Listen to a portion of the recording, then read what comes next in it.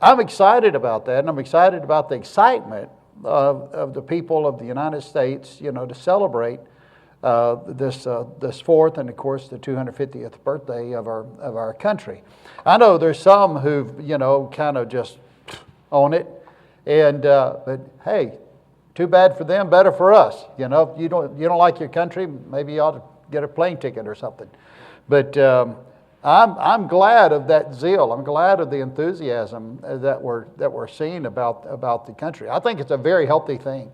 I don't remember ever any time in my life coming up in Northeast Florida that anybody spoke ill about our country. I'm sure there had to be. I was a kid, so I understand. You don't really come, raining on a kid. But I never even heard. And listen, I listened a lot in church, and I never heard anybody put down our country, ever. And in church, when you're the pianist kid, you're just crawling under the pews and everything else, and that's until Daddy says, that's enough, and then you're going to get a spanking, that week or the next week or maybe the third week. He always says, you were the best kid, for those 3 weeks, until finally the judgment was to come down. And he said, you remember what I told you the other day at church? Well, yes, sir. Yeah, but we were good for those 2 or 3 weeks. But I never heard anybody running down the country. Now we have personalities, popular people, Hollywood crowd, the media, running down the country. And it's just so strange to me. And not to point out that we need to work on this, we need that, but just really just despising the country and pretending that it's so horrible. And, I'm like, where do you live? This, who was it the other day in the news? I read this little article about this German that all he ever heard was all these bad things, in Germany. All he ever heard, Brother Dickinson, he said, all these bad things that he always heard about the country, that's, I guess, for media or just whatever they have over there. And then he actually came for a visit. Next thing you know, man, he's just crazy about the country. This is a wonderful place. Such kind and friendly people. And, like I said, somebody wrote another article about, man, in America, you get free refills, you get all of this stuff, and just, man, they're just going crazy. And, all the portions, if you've traveled some in Europe, the portions, you get if you order a Coke, to go with your dinner, it's about that tall, and you think, wow, where's the beef? Where's the portions? It's so small portions, and I guess they must have followed some cues or something from Michelle Obama, and decided they wanted to go with a different diet altogether, put everybody on school lunch programs. But they seem to be happy about getting over here and going to Buc-ee's. You see that? They're in Buc-ee's. They're so excited, man. It just. Then these Norway people, they're doing this stuff, and they're acting like the Vikings are rowing, and they're excited about it, and that's a good thing, and it's a good thing to see. I think it's a great thing for our country. I really do. But I think also that zeal is a wonderful thing for Christian people. Christian people. I've always felt that I wanted to fight a good fight of faith. I wanted to be obedient to God for that. I did. I certainly want to fight the good fight of faith. And I realize fighting is a serious matter. But at the same time, I've always felt that I want to fight the good fight of faith with a smile. I never want to get to a point that it's all just down in the mouth, yacky, yacky, yacky, yacky, yacky, If it's worth doing right and worth doing it with a little bounce in your step. And so that's what I want to talk about really tonight. But Christians, for the most part, even in civilized world, have allowed a more luxurious life and being pampered. We're so pampered. We're driving back from Noah's house today, and we're watching these kids, and they're riding their scooters. Used to be, you had I don't want to say surfboard, but a skateboard.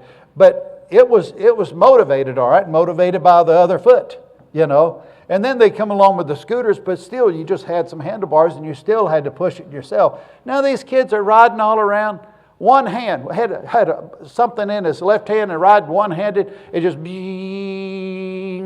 going all around, all motorized or battery operated or something. I'm like, man, where's all that stuff when we were young, But it just not realizing the past and all, just the benefits and all that they have here today. But so many people are just filled with luxury and less with the zest of life. You remember, zestfully clean? I love that commercial. Zestfully clean, zestfully clean. I love that. But we need to have a greater zest and vigor, I think, for the things of the Lord. I really do. And a lot of people have a greater love for sports and all that pertains to that. And I was young once, and I understand the excitement of a good ball game. One of the best ball games I ever saw in my life, I saw on television, an Army-Navy game years ago now. And I talk about things that Dory says, that was 30 years ago. And I'm like, well, what a Debbie Downer, That 30 years ago, but man, that was a great game. And this kid, a young man, kicked a field goal, the longest field goal he ever won. I forget if it was Army, Navy, it had to be one or two. But I forget who it was, but this young guy, he kicked the longest field goal of his entire life at the very tail end of the game. And they would have won the game. But there was a penalty. Called back. Try again. 5 more yards and try again. The last one, they didn't think he'd ever make it, and he made it. He made it again the second time. And I'd stayed up to watch it. It was late. I stayed up to watch it, and Dory we had babies around the house, and when he made that second field goal, the longest, that first one was the longest one he ever made. Then he made the second one too. Man, I started yelling and screaming, Dory come out of the bedroom, what's the matter with you? You're waking up the whole house, and all of that. But it was exciting. And I think we ought to have a good deal of excitement, not necessarily yelling and screaming, just a good bubbly in our heart, for the things of the Lord. And few things are great and are done to a great extent without passion. They just really are. Passion is that which makes you catch your breath and just want to do a better job. And you take passion away from the equation and you just have kind of a passive participation, just going along. There will not be any great achievements made. It'll just be kind of pathetic and just, lackluster and okay, we're going over here and going over there. You just tell Brother Jerry Morrow that you're going to Babe's Chicken and his eyes light up, And I think when we hear that, hey, it's time to go to church, our eyes ought to light up. And the things of the Lord, and we ought to be excited about it, want to go to the house of God and want to be there.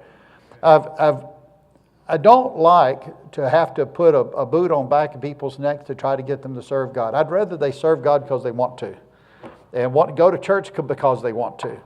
And I understand, we all have busy schedules, especially on the weekdays. But we just need to have a greater sense of passion. I really think about our life. Without passion and zeal, we're just kind of humdrum, and really we're kind of boring. Who was it the other day talking about?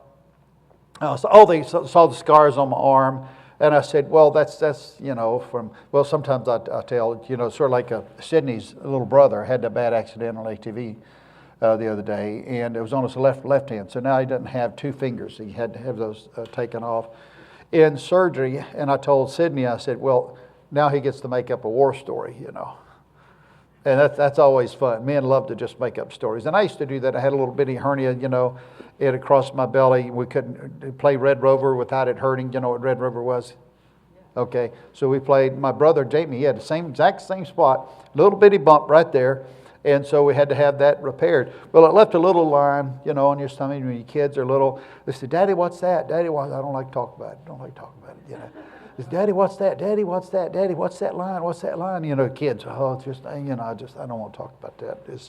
It's hard to talk about it, And finally, they get a little bit older. You're leading them on for 2 or 3 years, and you're just having a good time, with it. And finally, you say, I don't want you to really know a whole lot about that part of my life, but it was a bad knife fight. It was just really bad. You just string them along, hey, what are kids for if you can't take advantage of them every once in a while, And just having a good time and having a ball with them. And somebody pointed out, they said, man, we got a pretty bad scar there. I said, oh, yeah, I really don't like to talk about it. This is back before I was really serving God,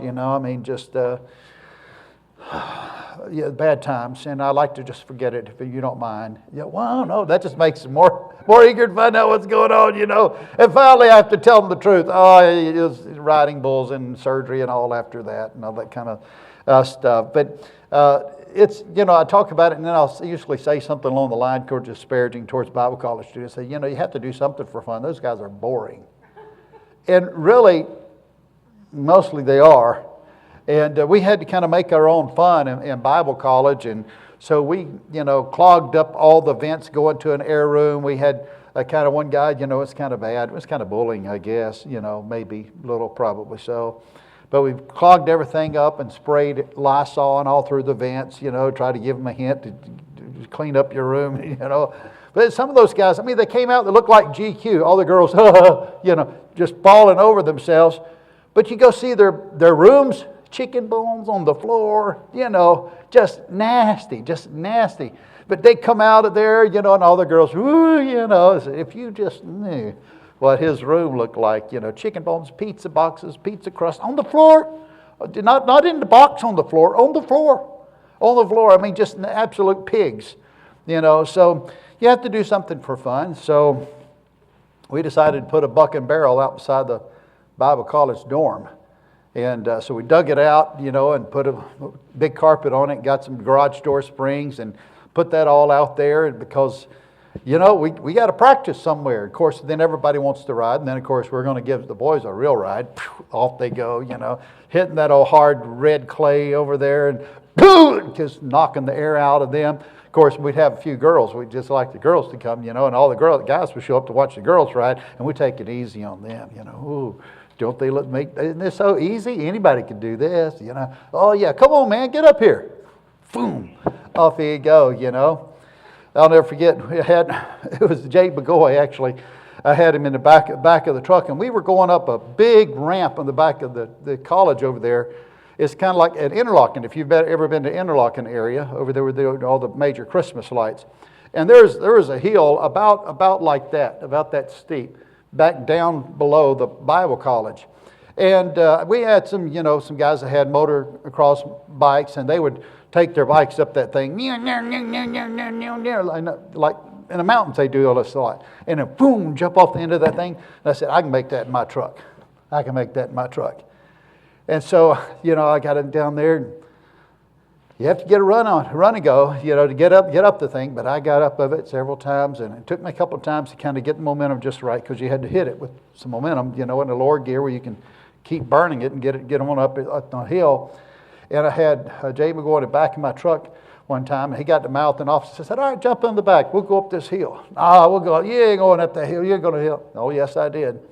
So he's riding back. He's hanging on now. He's got the roll bar back there, with some make-believe KC lights, what I'm talking about, up there on the top. So he's hanging on to that roll bar, man.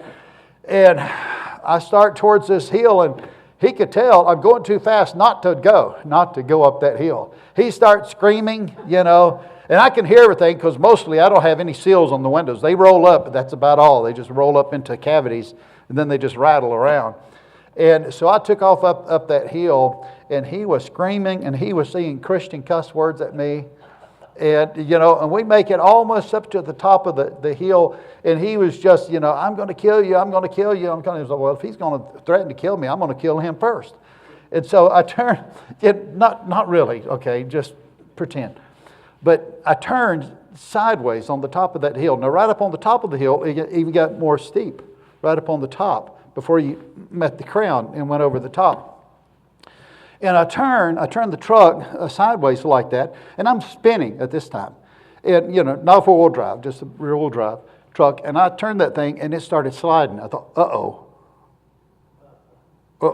You don't want to roll. It's a long ways down, right, brother? It was a long ways down. And I'm like, oh, this is not really what I wanted to do. I really didn't want to kill him. I just wanted to make him think I was going to kill him. And so I just turned the steering wheel real fast, to the left, and hit the throttle just to spin it, the back end back around the other way. And I went up over the hill. Then I really rolled up the window, because he really did want to kill me by that time. But we had a number of things like that we did. He was right there again. We had a snowstorm that blew in. and we wanted to learn how to drive on ice. What better time? Big parking lot out there. Big parking lot. Great time. You just take your hat, ball cap, throw it out the window. Now act like you're losing control and then regain control and be able to stop or go around that cap. All these kind of things. And then we found a lariat, a rope, a horse rope.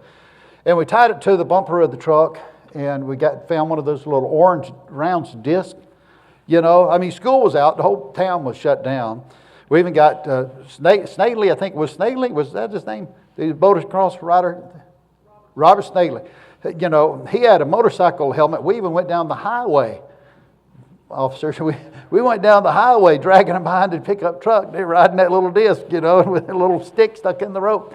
Well, I had Jay decided he'd get on the back of the rope and we'd take him around that same parking lot. So we're going around doing figure eights, just having a ball. And there was a big dumpster over here in kind of the middle.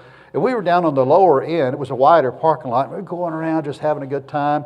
And so, we're just whipping around there and doing donuts and just get back and forth. And then all of a sudden, I come a little bit wide, and Jace now, he's way out here on the far left.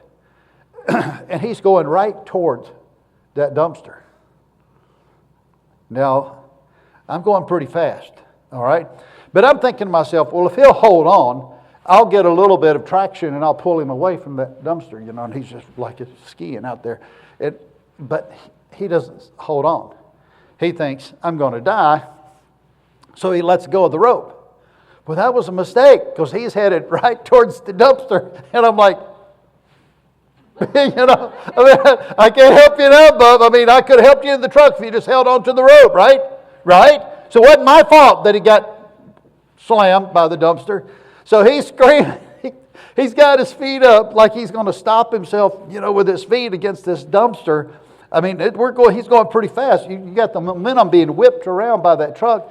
And he's headed right towards that dumpster. And he's got a plan. At least I'm going to brace myself with my feet. At least hit it with my feet. And just about 5, maybe 10 yards at most before he gets to the dumpster, there's a little bitty bump. And it goes whoop. And it turns him sideways. And he hits the side of that dumpster. His head hits that dumpster. And he come at me again with some Christian cuss words, And all I did is roll the window up, lock the door. You can't get me. He's beating on my door trying to get through that window. But, we had to do something to have fun, because most of those guys are pretty benign. They're pretty boring. And they need to be shook up a little bit. So I did a number of things like that in school and kind of made it more fun, really. And most of it was legal, but there's a few things that were not necessarily legal, but we had a good time anyway. Well, I'll ask you, what are you passionate about? What is it that you like to do? That you're going to make time to do it simply because you want to do it. You like to do it. What if you took the passion you have for doing that, whatever that is, and what would your life be like if that type of same passion, not to dismiss, or you don't have to forsake that, but what would your life be like if you had that same type of passion towards the things of the Lord? Would your life change? Really, would it? Something you just... It doesn't matter if you're sick, you're still going to do this. You just love to do it, It's sort of like now Miss Story with her painting. I said, what are you doing? She said, well, I'm water painting. What do you call it? Watercolor. She just loves to do it. Just loves to do it. And then now, a puzzle. Sherry came by last night, spend the night with us, her sister. And they're up, what they do? You go right to the puzzle, putting puzzles together. And I thought, man, these people are crazy about puzzles. Then I go over to Tyler's, and what they doing? They're putting together puzzles. Liberty's putting together a little puzzle over there. So some people are just, well, what would your life be like if the thing you're most passionate about, if you had the same type of passion towards the things of the Lord? Do you think your life might be different? I dare say it would. Would you agree with that? Yeah, your life, it would be a change. I think it'd be a change.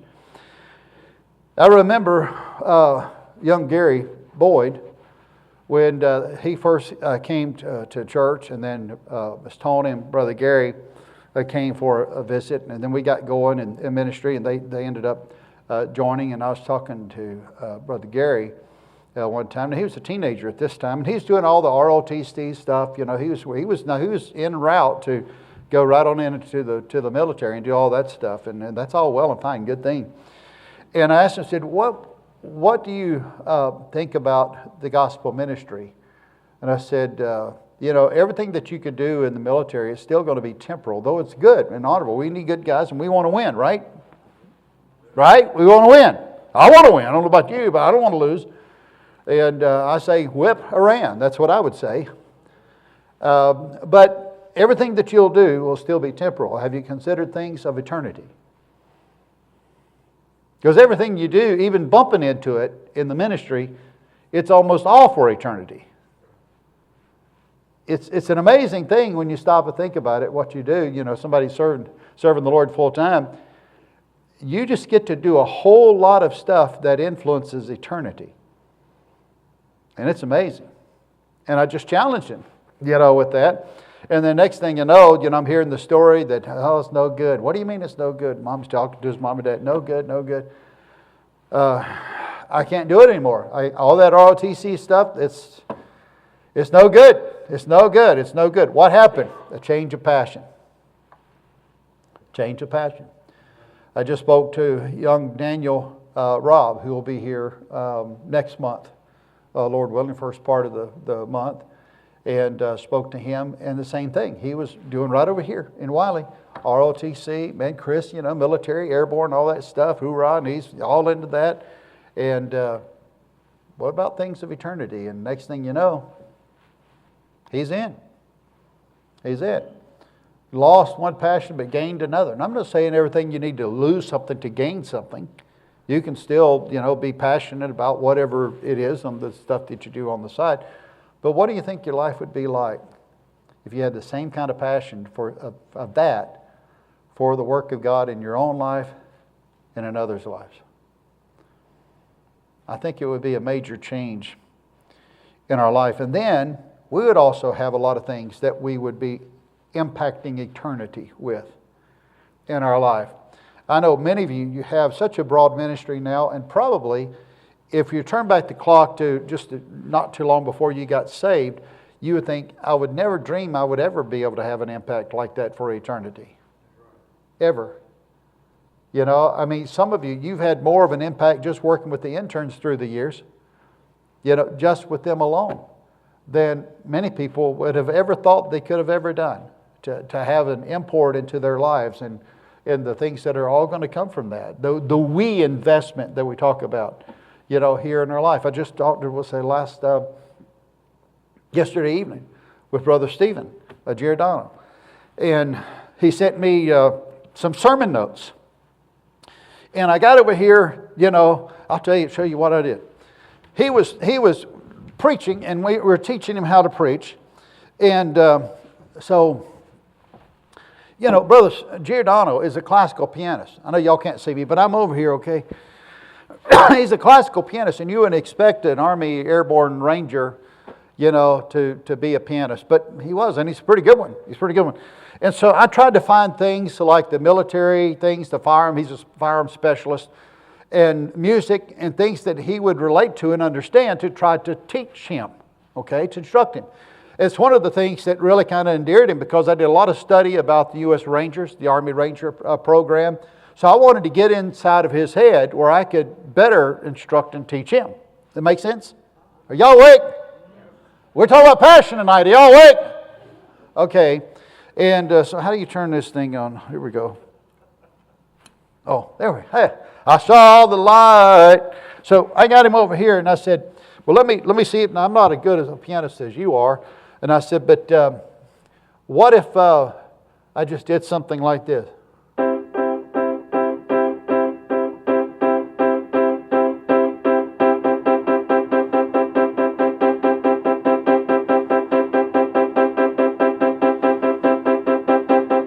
Kind of getting old?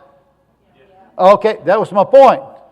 So if you're just preaching along there and everything's one cadence, everything's all the same, it kind of gets boring.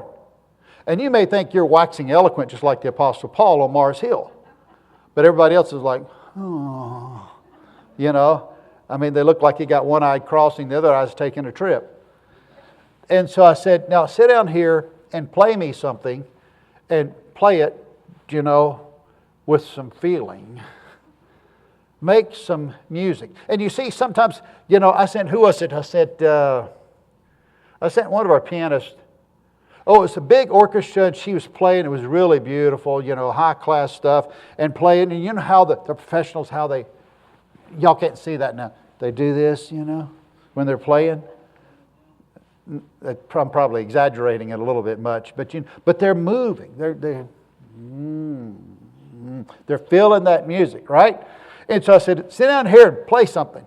And so he sat down and played something. I said, now why is it that you can make music on the piano, but you can't make music with your mouth? All right, I'm talking about the movement in your speech. We don't just communicate in a speech or a sermon with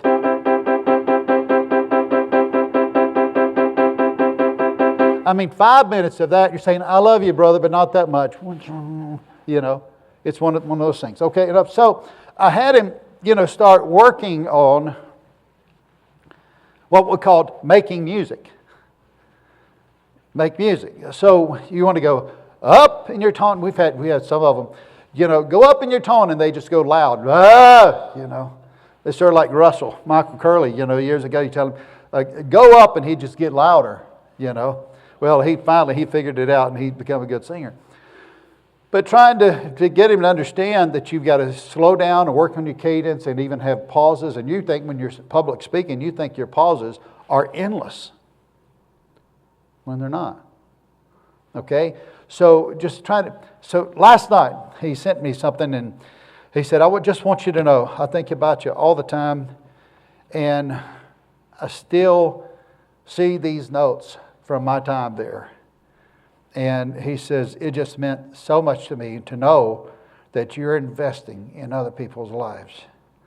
He says, not only mine, but many others through the years. Even the one who went back, Jonathan, went back. By the way, Jonathan's doing an excellent job up there in Indiana. Jonathan Dellinger, Colt's buddy from school. And he then sent me something from his notes. And inside his notes, like his sermon notes, he had right down there on the bottom line, make music. Make music.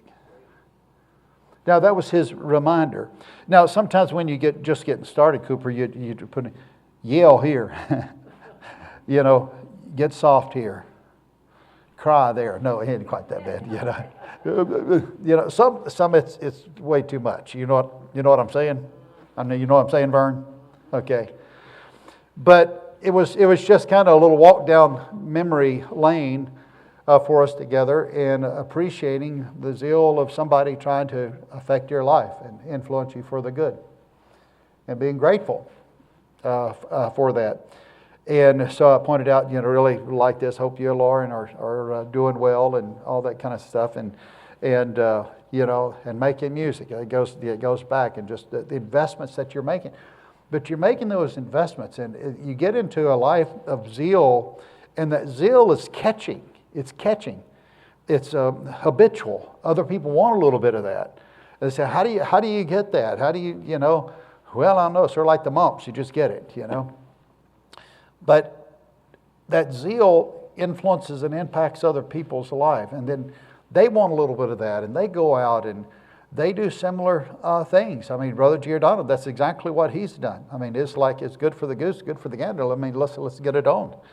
And he went over there and he started doing the same thing. This brother Josh that was over there in Grapevine, he came out of Stark, Florida. No, not Stark. With the college down there. It's close to Stark, anyway, where the university is.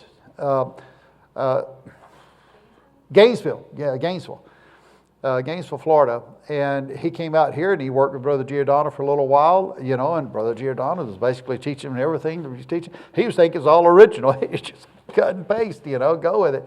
And then Brother Josh goes over there to the Bible Baptist Church in Grapevine, and done a good job, and all of a sudden, of course, he kills over with a heart attack. By the way, Brother Garrett will be candidating over there. Let's see, in 2 weeks, I think it is. In 2 weeks, and likely we're going to have to bump the ordination from the second down to the third week, the third Sunday night. Hello, I'm here. And but all of that is just continuation. And then the thing with Jonathan, and now Jonathan, a young man, he's doing internships with guys up there in Indiana. I mean, it's just catching, and you pass it along, pass it along, pass it along. And what happens when you get zealous about the things of God, your life not only affects what you're touching, but through those that you touch, it affects the people that they touch, and the people that they touch, and the people that they touch, and the people that they touch. And next thing you know, your life has gone from simple arithmetic to maybe just, a little bit of addition along the way. That, man, things are moving along, and before you know it, you're into multiplication. If you know anything about compound interest, you'd much rather have compound interest than simple interest. I mean, it just starts taking off. And, and that's what we want, though. That's what gives you even more zest and zip in your grip, Somebody says, it's a hot sauce on your taco, And I says, well, I'm all for hot sauce on taco, but stay away from the torchy place down there. It's the devil place down there. But passion drives people forward. Well, it kind of is. You go down in there, it's kind of carnal in my mind. But I'm surprised staff that took me down there. I work on their spirituality a little bit more. But passion makes you drive forward with your eyes. Now you go down there, you have to go down there and find out what I mean, because they got little devils up on the wall, for hot stuff, well, I better leave that alone. But it helps you to drive on in your life, and knowing that you're driving on, the type of person you're going to fight, keep moving forward. It even comes back to you, boomerangs back around to you. Sometimes you kind of get down in the mouth yourself, and you hear what other people have said and the encouragement that they receive, that it motivates you on to keep going. Melissa, you're talking, I see her coming back, she's coming running in late, and she said, I know you're going to get better because you're a fighter. Well, there have been days I didn't feel much like fighting. I mean, really. Okay, Lord, I know it was die then live, but I'd just soon let's go ahead and get it on and get me out of here. And, but you're reminded about how you've touched other people's life. And just like Giordano last night, just here it is. Here's a testimony. Your life has mattered. It's mattered. But here's the kicker. It's mattered for things of eternity. Now that's the difference. For eternity. I thank God for America. But I thank God for God more than I thank God for America. That make sense? All right, passion. Half-hearted service to anything will make you a has-been, and people won't remember who you are. They want to remember your name. Think about the 12 spies. Only the two that says, let's go get them. Only those two you can remember their names. You wouldn't be able to tell me one of the other 10 names. But you'll remember Joshua and Caleb. You'll remember them. I told somebody not long ago, I want that 9 years. I was saying 10, but the years basically already rolled around. I want those 9 years. I want that mountain. That's my mountain. Somebody says, oh, no. I said, no, nothing. I want that mountain. Now, if I would be wrong, it would be wrong for the patriarch, right? It's not wrong. I want that mountain. I want those 9 years. And I know there's mixed feelings about this procedure, but my vote's been settled. I told her, if I can get another barrel out of the carburetor, I'm game. Lift me up on the lift and let me go, Let's get it on. And because, why? I want the mountain. I want to live. I want that 9 years. And I want it not just getting by. I want to have some zest in my life. Some passion. Because I like the way it feels and to know in faith what it accomplishes for eternity when you affect other people's lives. And it's great. It's great being a father. It really is great being a father. I've got 3 wonderful girls, in so-so marriages. I'm not kidding. 3 wonderful girls and a wonderful son. I am blessed. But now, Miss Dory will tell you, that's nothing compared to grandbabies. I mean, grandbabies, it's a different creature altogether. And old Devin, she's got me wrapped around her finger. And that we had them twice the other day, and trying to get Gatlin, I'd check him and say, hey, you need me to check your diaper? I don't wear a diaper anymore. Get mad about it.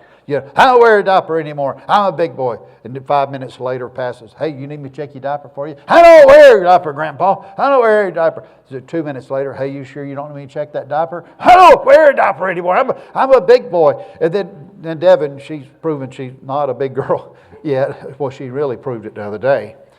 And so, you know what I mean? Don't tell her that when she's 16, or I just forget you ever heard that story. But I said, hey, Devin, you're supposed to go poo-poo in the potty. You're supposed to go poo-poo in the potty. See what kind of enlightened stuff we talk about on Wednesday night? You're supposed to go poo-poo in the potty. And she's looking at her grandma and me. She said, I don't want to go poo-poo in the potty. Well, that was it. She don't want to do it. Nobody. She's going to be 16 years old, and she's going to still be wearing those dirty diapers. All right, that's fine. I don't know what this has to do with anything, but it's fun to tell the story. But they're excited about it. Wade came for a visit, and man, they're all wrestling. They're having a ball. I mean, they're just having a ball.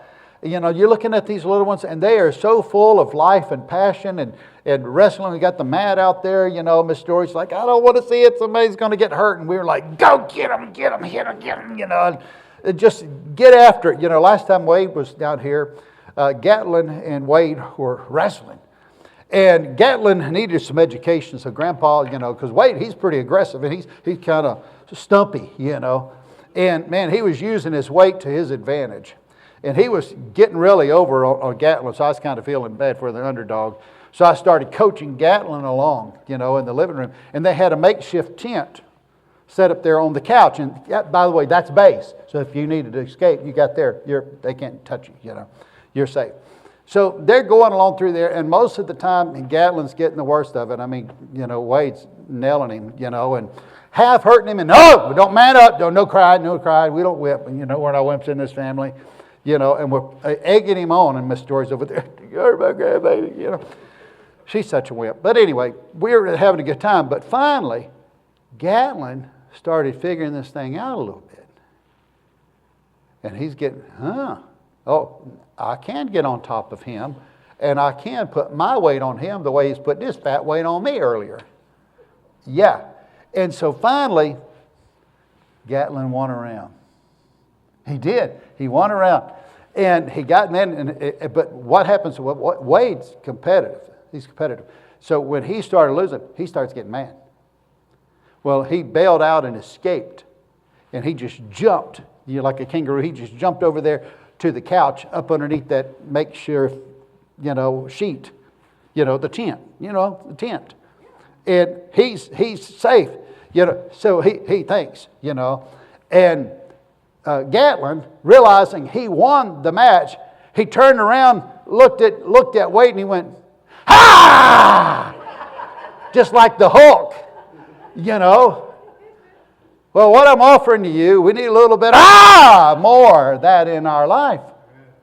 Some excitement to help move people. And listen, when you win a match in wrestling, what does it make you want to do? Win another one. Hey, when's Wade coming back? One of those things. And so we need to really look at this thing. But I'm going to get to the Bible. I got something here for you. Go to Colossians chapter 3.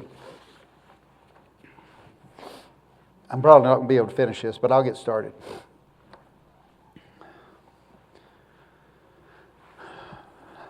I noticed, by the way, looking back even to Bible school, I noticed now some come in, they make a splash, and they're all talk, they're all show and no go. It's kind of the steady eddies. But I tell you, it will be the people that have some passion about life that more often than not, they're the guys that are still going. Okay? They're not the mama calls and daddy sense. They've got something in their gut, It's like, I was talking to Brother Garrett. had to be yesterday, today, maybe, I don't know. I was talking to Brother Garrett. And I was talking to him about having something in the tank and being ready to go, because it's sort of like, hurry up and wait, like the Navy. Hurry up and wait, hurry up and wait. And they're not in that big of a hurry over there. And so we're trying to get all of this stuff coordinated. And he's, okay, I'm ready to go. And now he said, well, maybe I'm not quite ready to go. And I said, oh, you're ready to go. You're ready to go. And he said, you really think so? And I said, no, not really. You just want to hear things like that, so I'm just going to tell you, No, I didn't say that. No, really. Last time he preached here, you can tell. He's got something in the tank.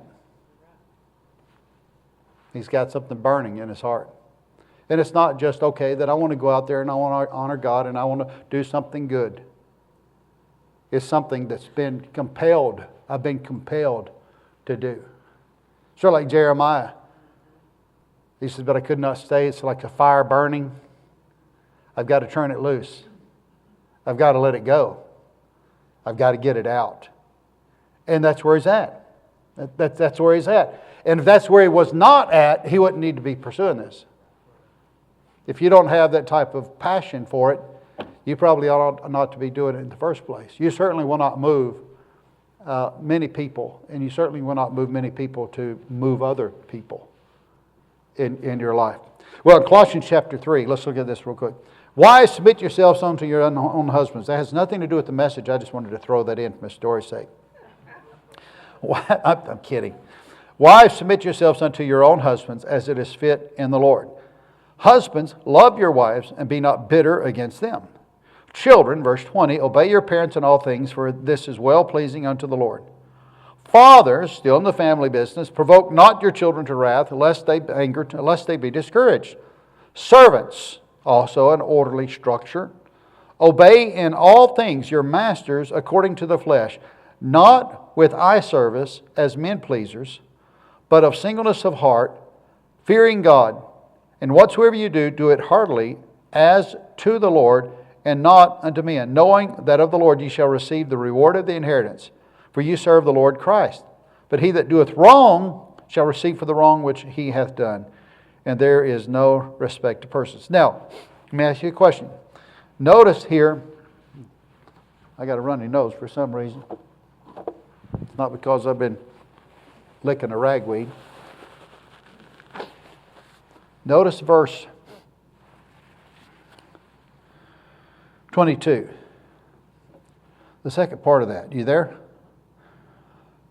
Not with eye service as men pleasers, but in singleness of heart, fearing God.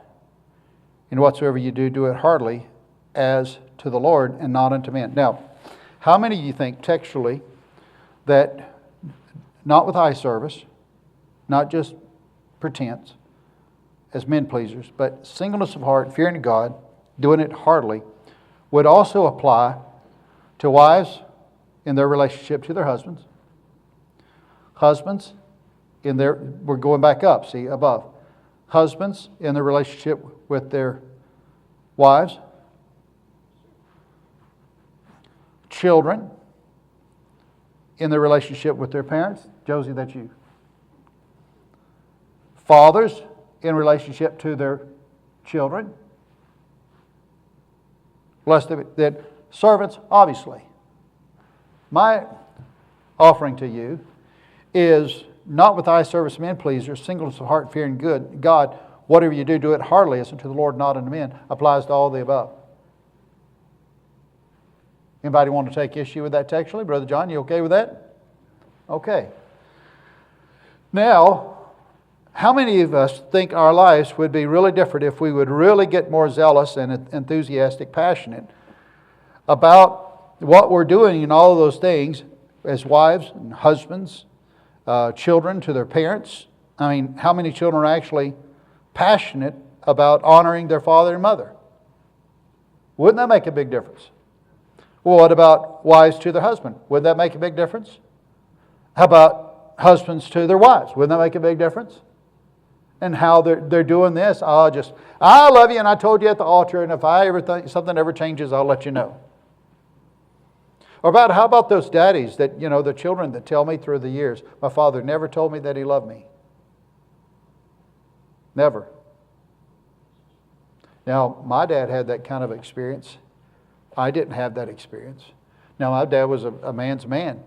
And it's not like he had to say it all the time. But he said it enough, I know that he meant it. But I've never had to live a life wondering if my daddy loved me. To me, that's a crushing thing. Just a crushing thing. But whatever you do, do it heartily as unto the Lord. Now let me just point out just a few things.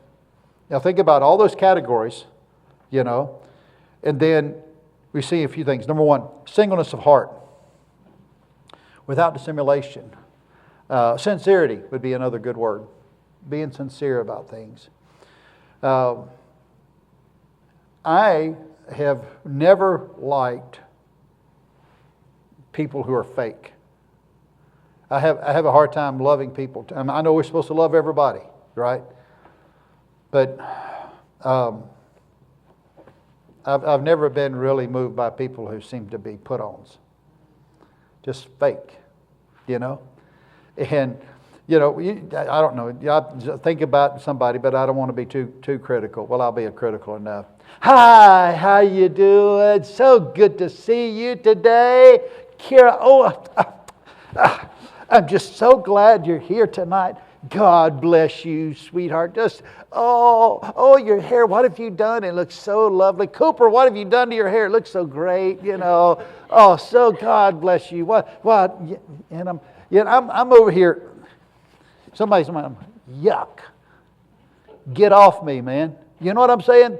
You know what I'm saying? Now, to me, that's fake. Now, I can be pleasant and we have a good relationship, do we not? Y'all think I'm fake? I'll pay you later,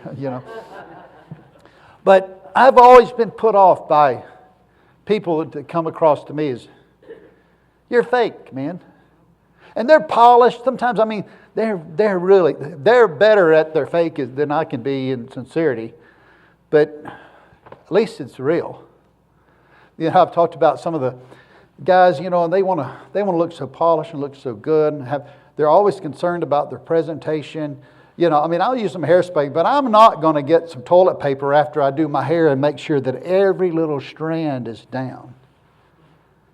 That's not me. Doctor told me one day, he says, dentist, he said, why don't you let me put some braces in your teeth? And he says, I can close that gap up in about a year. This one right here. And I said, hey, doc, do I look like the type of guy who's worried about that gap? I said, easier to get meat out of that hole, I've got some other problems now, and they're the tight ones. The tight ones are the ones that give you problems. You get meat in between tight teeth, it's bad. You don't like it, are you? You're going down the street and you're picking your teeth, It never happens. Never happens with that one. Just do like that and it's gone. I can rub my whole tongue through it now. Clean it up. You got one like that too, Cooper? Isn't that good? It's a blessing to have crooked teeth. But I said, do I look like somebody, that's going to bother me? I only knew one girl in all of our county down in Yulee, Florida, who had braces. Only one girl. Only one girl. And that was Babette something. Babette. And boy, I had a crush on her. Oh man, I had a crush on her. When we were in kindergarten, we had a little time to take little naps, you had to bring a towel to take a nap. They didn't have pads in those days. You had to bring your own towel. But the towels, you could get a hold of the corners, and they're like magic carpets. You could scoot them all around on those tile floors, And they turn out the lights, and you're supposed to be taking a nap. And I remember one time I scooted over there and gave her a kiss right on the cheek. I didn't mind at all. She had braces. She was a cutie, man. I was making my move. I don't know what happened to her, but singleness of heart. Singleness of heart. Pursuing what you want. I think, Paul and Cindy take the best pictures. Howdy doody. They just take the best pictures. Every time they take a picture and say, they took a picture with Colt and Shalise up there in Arkansas, and they just look so good. They're just, photogenic. man, they don't seem like they ever take any bad pictures. You know, I'm like, I hate them. You know, just it's horrible. The other day I was listening to Dory played her song that she sang, and I said, "You're not going to play my song." So she played my song. I said, "Turn that off. That's horrible. It's terrible. It's terrible, Tim. It's terrible. It's terrible." It sounded a lot better in the shower than it ever sounded there. But we need to have a singleness of heart about what we're passionate about. If you push anything one direction and you focus on that one direction, you'll go farther than pushing a bunch of things in different directions. It's about, are you in the wheelbarrow or are you pushing the wheelbarrow? You know, you've heard those illustrations. But some guys are all show, these fake guys, and no go. I'd rather somebody go with me and walk with me a half a mile in sincerity than go 10 miles with me with a fake life. Just fake, a facade.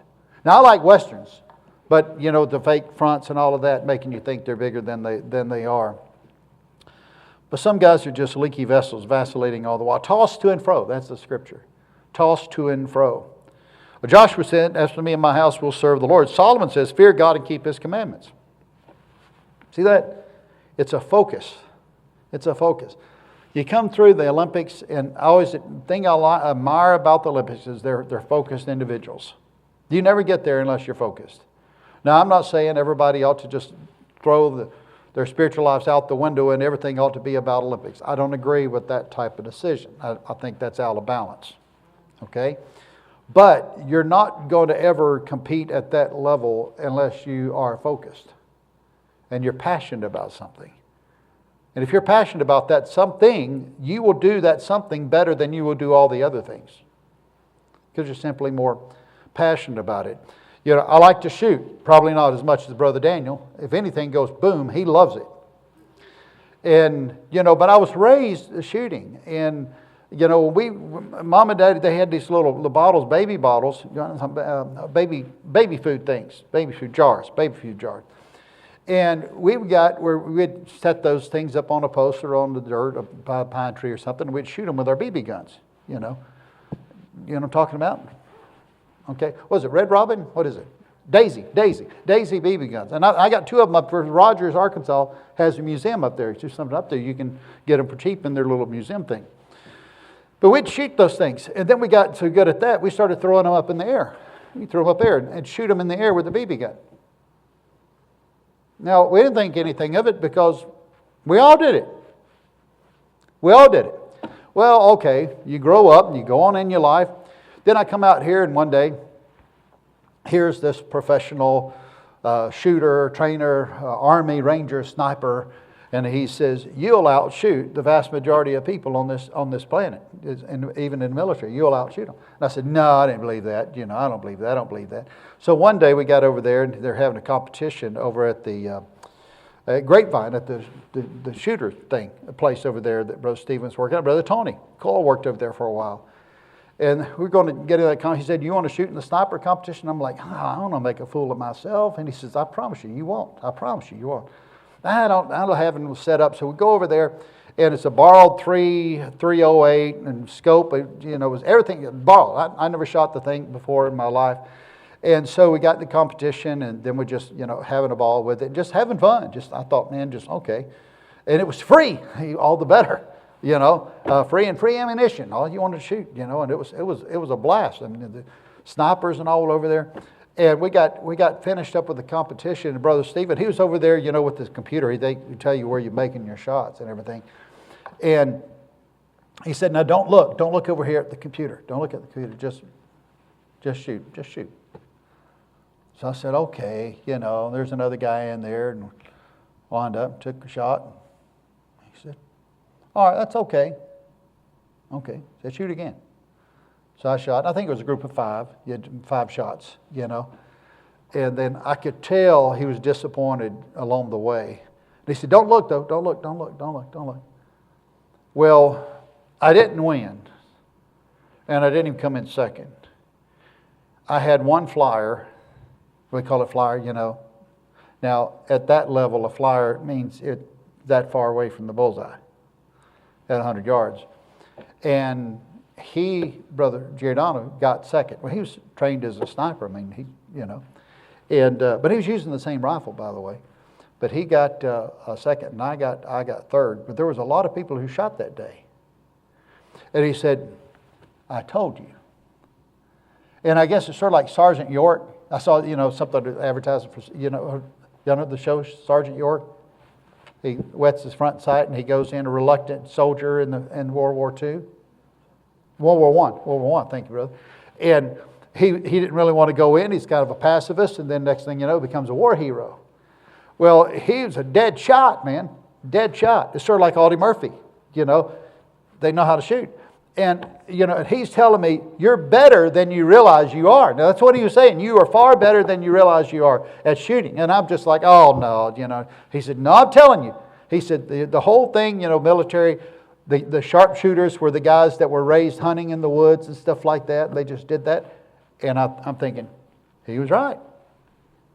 I couldn't believe it. I couldn't believe I'd make third out of all those professional shooters. Some snipers.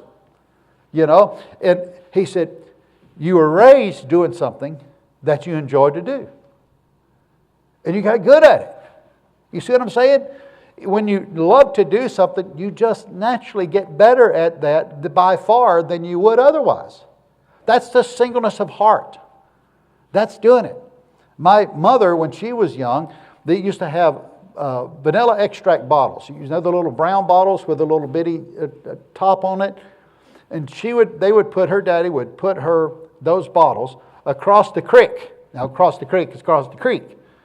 And on the other side of the creek, in a little creek, water running down through the rocks, and put those little bottles up there on the top of the rocks. And then he'd tell her, now, Brenda, shoot the tops off those bottles. Don't hit the bottle, just shoot they have a little fat lip on the top of it where you just make a little screw thing in, the cap on it. He said, now don't hit the bottle. Cut the top off the bottle. And she would do it. A .22 rifle. Shoot the top off that. Ray Gunner. Ray's loving to shoot. I mean, Gunner loves outdoors. Loves it. If you ever had a wagon train, he would sign up in a heartbeat.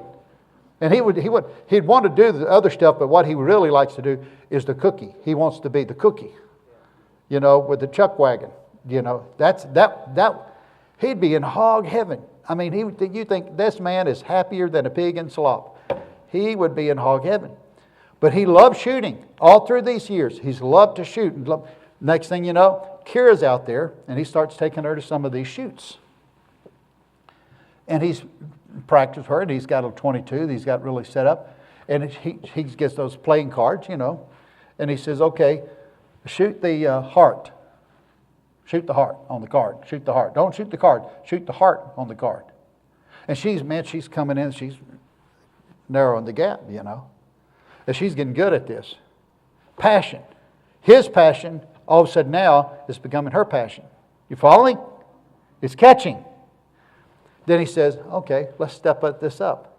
Turns the card sideways. You know how thin a card is? He says, now, cut the card in half. And she almost did. I know. I saw the card. Half of it was torn in two where the bullet hit it. Singleness of heart. Now, if you have a singleness of heart and passion of the things of God, you get really good at it. And as we're going to see here, it will not only affect who you are, but it will affect everybody you touch. Everybody. It can't help but rub off. It can't help. It's just going to rub off on others. That's why, I was talking about not long ago, Mr. Lofton. It wouldn't matter where you came from. You ended up in his class. He's going to rub off on you. He's going to affect your life. He was passionate about life and character. Character. And teachers that are like that. Somebody, Brother Deacle, you said, what's the name of your teacher that was like, you said, that was Mrs. So-and-so in your life? Jerd? Look like Jordan, but we pronounce it Jordan in Georgia. Jordan, but it's Georgia. It's Jordan in Georgia. But you can't help but be affected by the teacher. Now, I had a lot of teachers in my life, but I didn't have any teacher like that. What was the difference? Passion. Teachers with passion, Christians with passion, will have a great life and a great ministry. We'll get into it more next time. Let's stand together.